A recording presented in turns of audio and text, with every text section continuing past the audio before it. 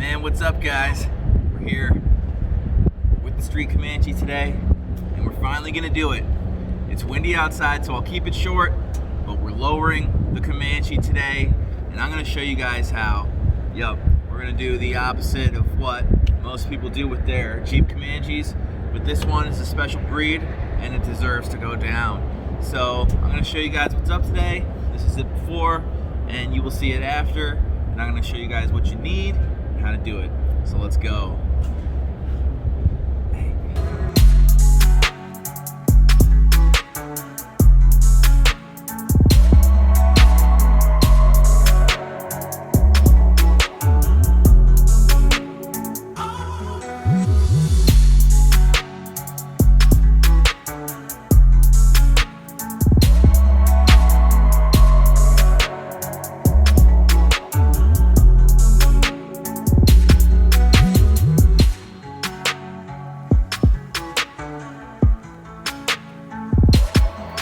Alright, so these are all the components necessary to actually lower the Jeep Comanche.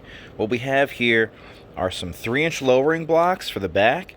We have some Jeep Cherokee XJ shackles, which are an inch shorter than an MJ shackle. So that will net us 4 inches of rear drop. I got some new U-bolts here to accommodate those. And then what we also went with here for the front, to lower the front, are some Grand Cherokee ZJ rear coils.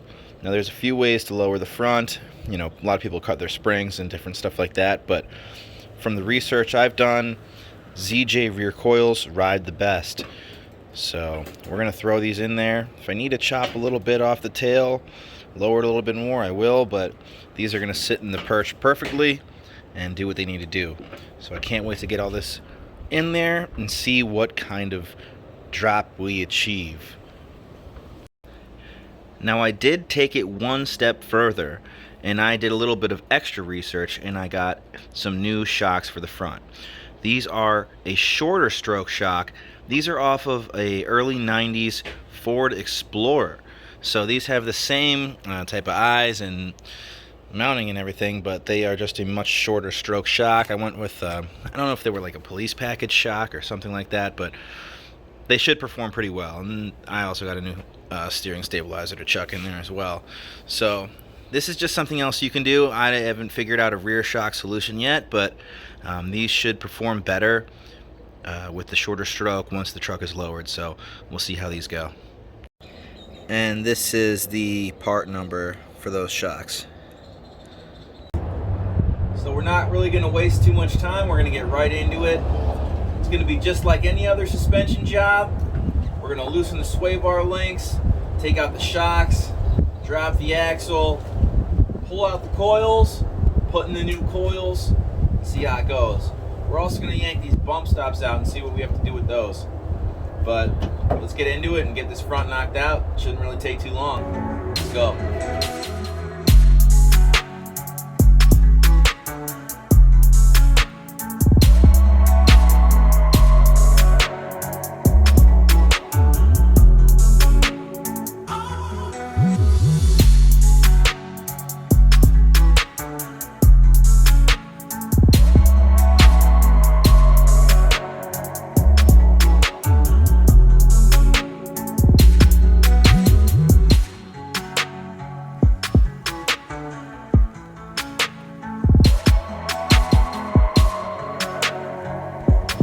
So let me explain to you guys what I just did right there.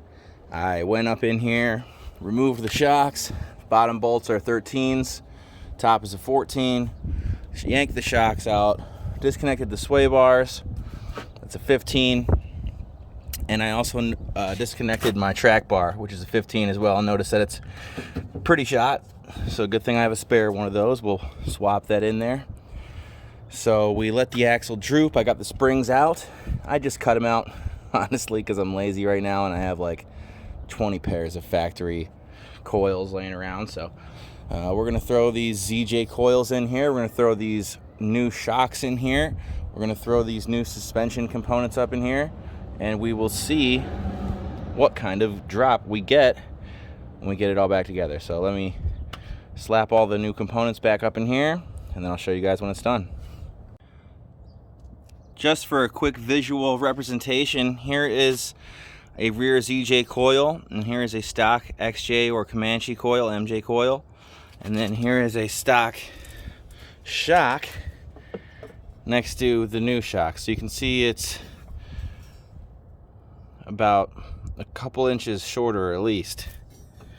So that was the quick visual for you guys.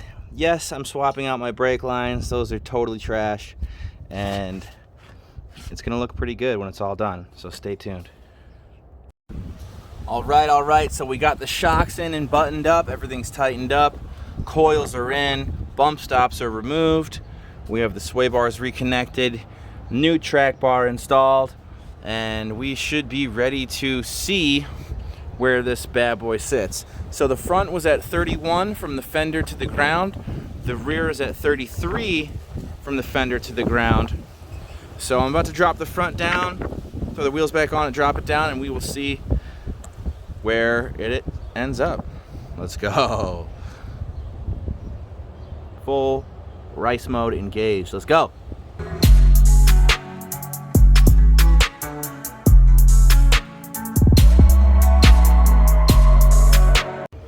Damn. Shawty drop it low. Okay. Well, dang. So we got the front lowered down. It's looking real nice. I just measured it, and it is at 28 inches from the fender to the ground. So it lost 3 inches up front. Should get 4 out back. It should be sitting nice. The sun's about to set here. It's super windy and it's been raining on and off, so I'm gonna pick this up in the morning. I will see you guys in the morning to drop the rear of the truck, and man, I'm just so stoked how this is coming out. It's gonna be great. I'm gonna go take it for a drive right now just for fun. See you guys in the morning. Let's go. All right, guys, it's windy. It's kind of cold out. It's day 2. About to drop this rear end. We're sitting at 33 inches right now from the fender to the ground. So let's drop it down. We're gonna be using these XJ shackles and the rear drop blocks.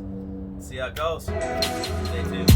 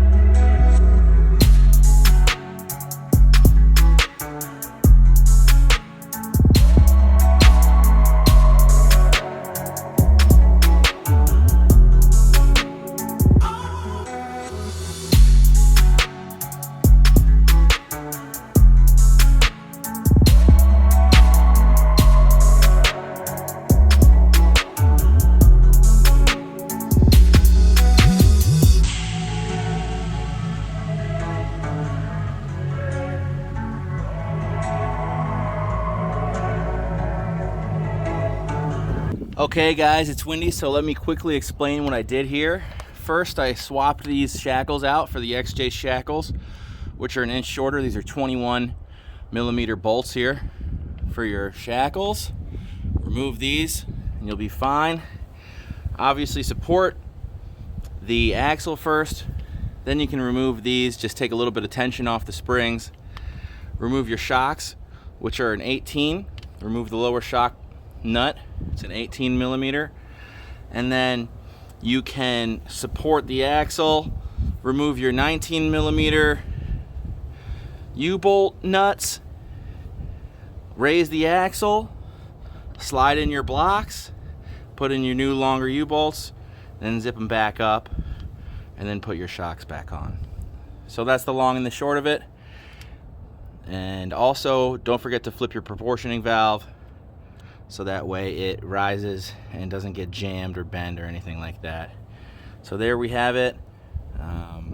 Let's throw the wheels back on and see what kind of drop we get.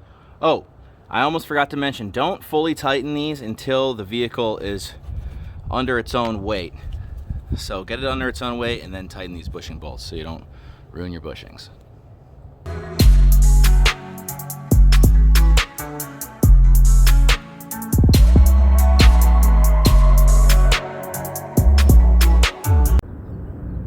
Well guys, would you look at that? We got ourselves a Lower Jeep Comanche. Man, I am so stoked to bring this video to you guys. I really hope you enjoyed it.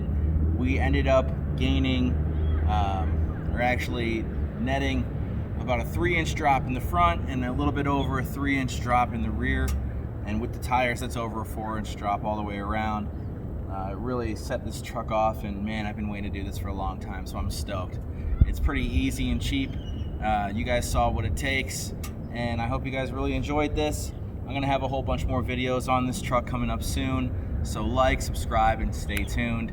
And that's what's up. That's how you lower a Jeep Comanche. I hope you guys get out there and give your trucks some love and give them the credit they deserve. They have amazing race heritage in the SCCA with the Archer brothers, so you guys should check that out. And cheers. See you guys on the next one. Peace.